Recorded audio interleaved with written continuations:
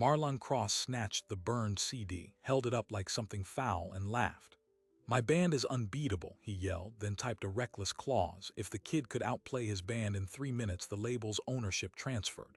He signed it live, cued the band, and smirked. The black teen from the BQE didn't flinch. He plugged in his phone, triggered the track he'd built since he was 12. 3 minutes later, the music stopped, and the label's lawyer was already dialing. Nobody in that room saw it coming, but Elijah Brooks saw it coming. He'd been preparing for that moment since he was 12, in a cramped apartment off the BQE, no formal training, just a burned CD and an obsession with reverse engineering hit records. The track he played wasn't a demo. It was a surgical strike designed to expose every weakness in Marlon Cross's unbeatable band. And the contract was the trap Marlon set for himself. This is the story of how a quiet kid from Brooklyn walked out owning a record label. Elijah Brooks was born in a one-bedroom on Gold Street, 3rd floor, where the BQE hum never stopped, and the kitchen window faced a brick wall. His mother, Denise, worked doubles at a nursing home in Sunset Park, leaving the apartment empty from 6 in the morning until 9 at night. Elijah had a key on a shoelace around his neck by the time he was 9. He learned to cook rice and beans from a YouTube video, and he learned to be alone without feeling lonely. At 12, he found an old Dell laptop at a stoop sale on Myrtle Avenue. $40. The screen flickered, the battery lasted 45 minutes, and it had a sound card from a different decade. But it could run a cracked copy of a digital audio workstation he downloaded from a link buried on an obscure forum. He didn't have a keyboard, so he drew a piano roll on notebook paper and practiced chord shapes with his fingers on the desk. By 13, he could identify the exact EQ curve of a snare drum from a 1994 two-pack track. By 14, he could reconstruct a hit song's entire arrangement just by listening. Every synth layer, every background vocal, every ghost note on the hi-hat. He wasn't making music to be famous. He was making it because silence was the enemy, and because the feeling of stacking bass frequencies until they vibrated the loose window pane was the only thing that made the world feel controllable. He uploaded nothing. He told no one. The track sat on a folder on his desktop labeled homework. Then in his sophomore year, a classmate played him a YouTube clip during lunch. Marlon Cross, the founder of Chronic Sound Records, standing in front of his $1 million console, flanked by his session band. Marlon was in his mid-40s, barrel-chested, with a gold chain thick enough to double as a bike lock. He looked into the camera and said, "My band is unbeatable. I will put $100,000 on it. Any producer, any kid, any bedroom beatmaker, walk in here, play your best track, and if my band can't outperform it on the spot, I'll sign over the label." The video had 8 million views. Dozens had taken the challenge. None had won. The band was that good, a rhythm section that breathed as a single organism, a guitarist who could replicate any riff from a single listen, a keyboardist whose ear was a perfect loop.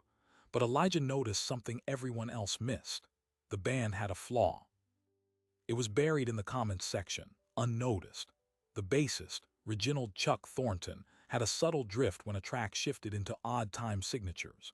He'd compensate by locking onto the drummer's kick, but if you separated the two, if you wrote a bass line that deliberately pulled against the kick pattern, then shifted the time signature in the bridge, the whole machine would wobble. It was a crack so fine only someone who had spent 300 hours studying their live streams could see it. Elijah spent the next 18 months building a track around that crack. He sampled a gospel choir from a 45 he found in a thrift store, layered a piano line that played in 7/8 against a 4/4 drum loop, and wrote a hook that rode the tension like a held breath. He called it seismic. On a Thursday in late April, he took the G train to Williamsburg. The Chronic Sound studio sat on a corner under a faded awning. He wore his only pair of clean sneakers and carried a burned CD in a paper sleeve. The sign on the door said, "Walk-ins welcome." He stood there for a full minute, the bass from inside vibrating through the steel. He could hear Marlon laughing at something. The band was running a sound check, the click of drumsticks on the rim. Elijah knew that once he stepped through that door, The quiet life he'd built in his apartment would end, one way or another. He tucked the CD into his jacket pocket, curled his fingers around the cold door handle, and pulled. The air inside Chronic Sound Studios hit Elijah like a wall of bass and attitude. The control room was a cathedral of excess. Gold records lined the walls. A 64-channel console glowed under recessed lights, and the live room beyond the glass was stuffed with a five-piece band that looked like they'd been carved out of session musician muscle. Marlon Cross sat on a leather couch in the control room, feet up on a road case, scrolling his phone. When the door opened, he didn't look up. "Another one," he said, not a question. The band chuckled. The bassist, Reginald Chuck Thornton, a mountain of a man with fingers like bridge cables, leaned into the talkback mic. "Yo, Marlon, this one's still got a backpack. Probably got homework due Monday." Elijah didn't speak. He walked to the console, the paper sleeve in his hand, and set the burned CD on the armrest of the couch. Marlon finally raised his eyes. He looked at the CD, then at Elijah, then at the CD again. He picked it up between two fingers like it was evidence from a crime scene. "What's this?" he said, loud enough for the whole room. "You think whatever on this little mixtape is going to touch what I've got in there?" He gestured toward the live room, where the band was already grinning. "My band is unbeatable. Unbeatable. You understand that word, kid?" He stood up, holding the CD above his head, and turned to the live room. "Hey, y'all hear that? This little boy thinks he can outproduce my band." The laughter rolled through the studio. Marlon pulled out his phone, opened a contract template from an app he used for session agreements, and started typing with one thumb. He read aloud as he typed. "If Elijah Brooks can outplay the Chronic Sound House Band in a single 3-minute track, ownership of Chronic Sound Records LLC transfers to Elijah Brooks in full." He added a timestamp, signed it with a flourish using his finger on the screen, and held it up. Then he hit go live on his Instagram. In 30 seconds, 800 people were watching. "You see this," Marlon said, pointing to the live stream. "Millions of people are gonna see you walk out of here with nothing, but I respect the hustle. I'll give you 30 seconds, then my band plays and we end this." He cupped his hands around his mouth. "Band, from the top, show him what unbeatable sounds like." The drummer clicked his sticks. The guitarist hit a chord, but Elijah didn't flinch. He didn't walk toward the exit. He walked to the vocal booth, stepped inside, and pulled out his phone and an 1/8-inch aux cable. He plugged it into the board's input, scrolled to a file labeled simply Seismic, and pressed play before the band's intro could take off. The first sound that came through the studio monitors was not a beat. It was a low, humming choir sample, a dusty gospel vocal slowed to a ghostly thrum that vibrated the panels of the console. Then the piano line entered, a delicate figure in 7/8, dancing over a 4/4 drum loop that snapped like a trap closing. It was beautiful and disorienting all at once. In the live room, the band froze. The guitarist let his hand drop. The keyboardist tilted his head, listening with the expression of a physicist seeing a new equation. Chuck, the bassist, tried to nod along, but his head kept stuttering, unable to find the one. He counted under his breath and missed. The time signature was pulling him apart. Marlon stared at the monitors, his mouth slightly open. His phone, still streaming, caught every shift in his expression.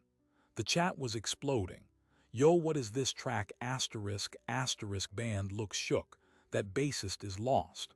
The track moved into the second verse, and the hook hit. The melody that Elijah had written in his grandmother's kitchen.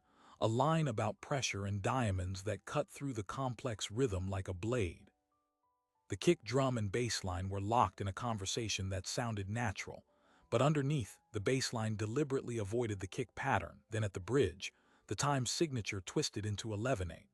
Chuck completely let go of the groove. He stood motionless, head down, sweat on his temples, reduced to a spectator in his own room. The 3 minutes unspooled in slow motion. Elijah stood in the vocal booth, eyes closed, hand resting on the phone like someone touching a sacred object. The track's final minute was a masterclass in tension and release.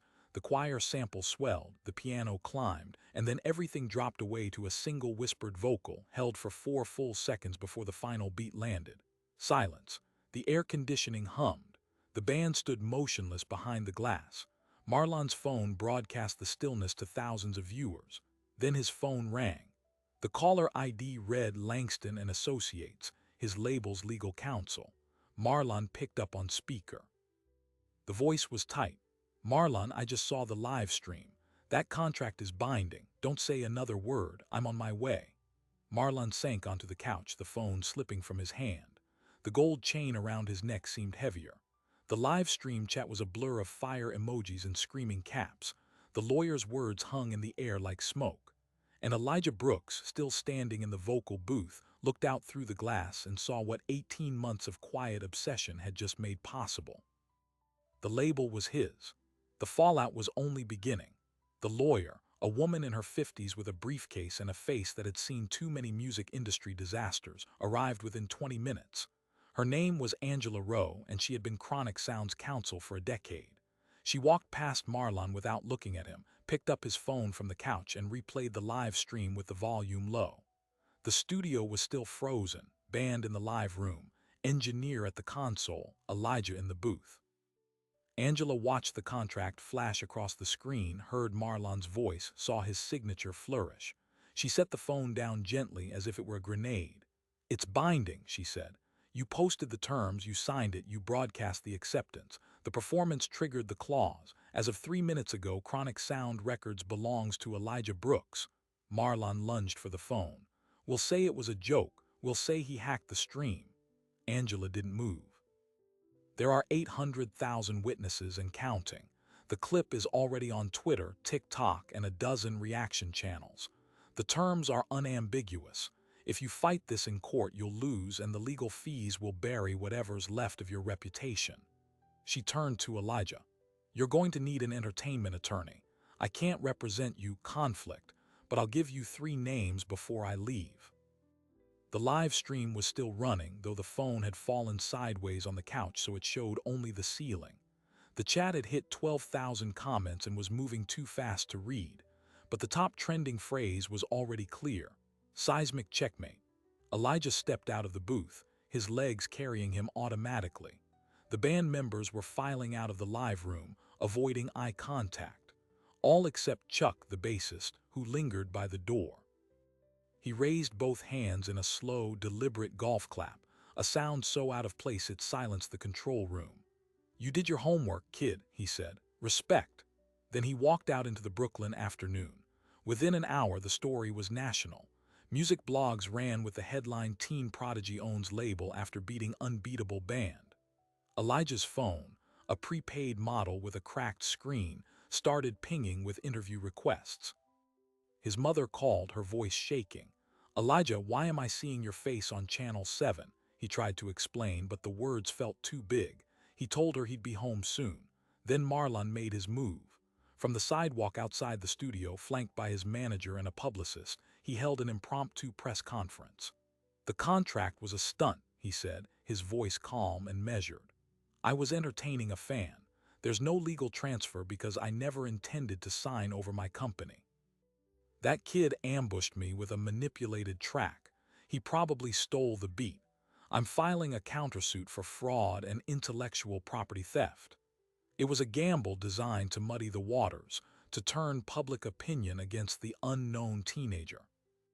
But within minutes, a user on a music production forum posted a frame-by-frame analysis of Elijah's track, showing that every sample had been cleared. The gospel choir came from a public domain field recording. The piano was an original composition. The drum loop was hand-programmed. Another user unearthed Elijah's old forum posts under a pseudonym, dating back 3 years, showing his development from a 12-year-old asking basic questions to a 14-year-old dissecting polyrhythms with college-level precision. The track was his, built alone, no theft. That's when Marlon's second secret came to light.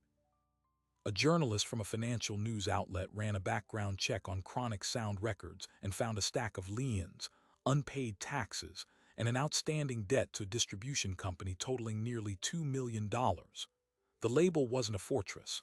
It was a shell held together by Marlon's bluster and a line of credit that had been maxed out 18 months earlier. By inheriting the label, Elijah had inherited a financial sinkhole. Marlon, cornered, tried to pivot again. He offered Elijah a deal, forfeit the contract and walk away with $50,000 in hush money. He called it a settlement for a misunderstanding. Elijah sat in his apartment that night, the kitchen window rattling from a passing truck, and looked at the offer letter on his screen. Then his mother, Denise, sat down beside him with a shoebox. Inside were old Polaroids of her in an apron, standing in front of a soundboard, Chronic Sound's original board from 1998. "I cleaned that studio for 3 years," she said. "I raised you on those wages. Marlon Cross fired me when I asked for a raise to cover your daycare. He said I was replaceable." The room went very still. Elijah stared at the photograph, his mother at 23, hands raw from cleaning solvents, standing in the very room where he'd just defeated Marlon's empire. The personal history he hadn't known now lit a fire nothing could extinguish. 2 days later, Marlon's legal team filed the countersuit, scheduled to be heard in 6 weeks. The case became a lightning rod. Music industry unions weighed in. A coalition of independent artists offered to fund Elijah's defense. A renowned producer with 14 Grammys called Marlon the walking embodiment of everything wrong with gatekeepers on a live panel. The hashtag #IStandWithElijah reached #1, but Marlon had one more card. He challenged Elijah to a public rematch, streamed live from Madison Square Garden, with a neutral judging panel of industry heavyweights. The terms: if Elijah won, Marlon would drop all lawsuits and personally pay off the label's debts. If Marlon won, Elijah would sign over the label, pay a $250,000 penalty, and agree to never release music professionally again. The challenge was framed as the ultimate test, the bedroom producer against the full machinery of the industry. Elijah read the contract on the same laptop where he'd built his first beat. Angela Rowe, now an informal advisor, warned him, "This is a trap. He'll stack the panel in his favor." But Elijah was already pulling up a second document, a list of judges he'd demand, names he'd researched, people with irreproachable integrity. He called the one producer whose track had inspired him to start making music, a recluse named Orion Blackwell, who hadn't made a public appearance in 9 years. The message Elijah sent was 4 words: "I need your ears." And on a humid Friday evening 5 weeks before the showdown, a reply came. Orion Blackwell said yes. The stage was set. The rematch was no longer about a label. It was about who gets to decide what music is worth. And Elijah Brooks, with his mother's photograph tucked into his jacket pocket, began to build the most important track of his life. The room was listening. The 6 weeks between the challenge and the rematch were the quietest of Elijah's life, and the loudest. He stopped attending school in person. His teachers sent work home. The principal called it a medical leave, and he turned his bedroom into a command center. Orion Blackwell flew in from a cabin in the Pacific Northwest, a man in his 60s with a white beard and eyes that missed nothing. He set up a portable rig in the corner of the apartment next to the window with the brick wall view, and for 14 hours a day they worked. Orion never touched the keyboard. He didn't need to. He listened, nodded, and occasionally spoke a single word: deeper, slower, again. Elijah built the new track around a heartbeat. Not a drum sample, his own actual heartbeat, recorded with a contact microphone pressed to his chest at 3 in the morning, the quietest hour in the apartment. He looped it, stretched it, wove it into the sub-bass until the low end felt like something alive. He layered his mother's voice from an old voicemail she'd left him on his 13th birthday. "I'm proud of you, baby. Don't ever let them make you small." He tuned it into a melody, her words becoming a chord progression. The track was 3 minutes and 11 seconds long, exactly the attention span of a viral clip, exactly long enough to tell the whole truth. On the night of the rematch, Madison Square Garden was packed. 20,000 seats sold out in 11 minutes. The neutral judging panel sat at a long table on the arena floor. A legendary jazz pianist, a Grammy-winning mixing engineer, a professor of musicology from Juilliard, and Orion Blackwell, who had never sat at a judging table in his life. The rules were simple. Each side would play one track. No live band for Marlon this time. He had recruited a super producer, a ghostwriter for half a dozen platinum hits, someone who could reverse engineer a genre in an afternoon. The judges would evaluate composition, originality, emotional impact, and technical execution. The decision would be final. Marlon went first. His track slammed through the arena speakers, polished, aggressive, engineered to perfection. The crowd moved. It was the kind of track that wins awards, that plays in arenas, that fills the stomach with bass and demands a reaction. When the last beat dropped, the applause was genuine. Then Elijah walked to the center of the stage. He wore the same jacket he'd worn to the studio, his mother's photograph now stitched into the inner lining. He plugged in his laptop, a newer model bought with part of a crowdfund his supporters had raised for legal fees, and pressed play. Heartbeat came first, a low, steady pulse that seemed to come from inside the walls themselves. Then his mother's voice, floating through the melody like a ghost made of love. The track built into a slow eruption of piano, bass, and strings, all programmed, all impossible to categorize. It was a love letter and a war cry and a history lesson wrapped into 3 minutes and 11 seconds of sound. The arena went silent in a way that 20,000 people almost never do. The jazz pianist closed her eyes. The mixing engineer leaned forward, hands flat on the table. The professor removed his glasses. Orion Blackwell didn't move at all. When the final heartbeat faded, the silence held for 8 full seconds, an eternity in a room built for noise. Then the crowd rose, not in a wave, but all at once, like a single organism remembering how to breathe. The judges didn't deliberate long. The jazz pianist spoke first.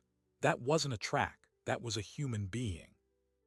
The engineer said, "I've mixed 300 records. I've never heard a low end like that. It's technically perfect." The professor said, "This is what happens when composition serves truth instead of ego." Orion Blackwell stood, walked to the center of the stage, and handed Elijah a single piece of paper, his original contract with Chronic Sound, printed and framed. "You don't need my vote," he said, "but I'm giving it anyway." Marlon Cross watched from the side of the stage, his face a mask of forced calm. He had prepared a speech, a final appeal, a way to spin the loss, but the crowd was chanting a single word, seismic, and the sound was so overwhelming that he simply turned and walked toward the exit. The cameras caught it all. The Unbeatable band founder, leaving the arena alone, his empire now officially property of the teenager whose mother he had once fired for asking to afford daycare. The legal fallout was swift. Marlon's countersuit was dismissed within a week, and the original transfer of ownership stood. Angela Rowe, the lawyer, brokered a settlement that forced Marlon to liquidate his personal assets to cover the label's nearly $2 million in debt. The remaining funds went into a trust for the label's artists, the ones who had been locked into predatory contracts for years. Elijah freed every single one, renegotiated their terms, and offered them ownership of their masters. Portrait of Marlon Cross that had hung in the studio lobby was taken down and replaced with a single framed sentence, handwritten by Denise Brooks. "This room now belongs to the music." The surprising detail came a month later. While sorting through the label's archives, Elijah found a hard drive in a locked cabinet. It contained dozens of unfinished tracks, demos from artists Marlon had rejected over the years, many of them black, many of them teenagers, many of them told they weren't marketable. Elijah listened to every single one. Then he called Orion Blackwell and asked a simple question: what if we finish what they started? That initiative, the Unfinished Archive, would go on to launch 17 careers in its first year, producing 3 gold records and a Grammy nomination. But that night, after the rematch, Elijah Brooks sat on the roof of the apartment building where he'd built his first beat, looking out over the BQE's endless stream of headlights. He held the photograph of his mother, 23 years old in her cleaning apron, standing in front of a soundboard. She was standing right where he had stood. The circle had closed, and somewhere in the distance, a car radio played the hook from Seismic, floating over the traffic like a promise kept. Here's what most people missed about Elijah Brooks: he didn't win because he was a prodigy. He won because he spent 1,800 nights alone in a room, building the thing that would speak for him when no one else would listen. The track that took down Marlon Cross wasn't a lucky shot. It was a calculation, A long game played by a kid who studied his opponent inch by inch while the opponent was busy laughing. Marlon built his kingdom on the assumption that power would always protect him from preparation. He was wrong. And the music industry watched that kingdom fall in 3 minutes and 11 seconds of sound. The question Elijah leaves us with isn't about music. It's about the thing you've been building in silence, the skill, the plan, the art that nobody has recognized yet. What would happen if you walked into the room that doubted you most, plugged in your phone, and let the work speak? Drop your city and the time you're watching. I read every single one. Tell me, what's the thing they told you you'd never do? Because somewhere right now, someone is sitting in a cramped apartment with a dream and a burned CD, waiting for the right door to open. This story is proof that the door can be kicked wide open. If you're new here, stay close. There are more stories like this, stories the gatekeepers hoped you'd never hear. Until next time, may preparation meet opportunity, and may the room always respect the quiet ones.